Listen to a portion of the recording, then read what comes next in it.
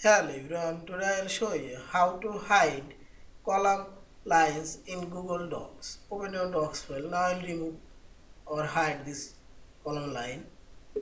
Simply dragging your mouse, select your column text area. Now select format option and select the column option and select more option. And here you will find this line between columns check. Simply uncheck here and select apply.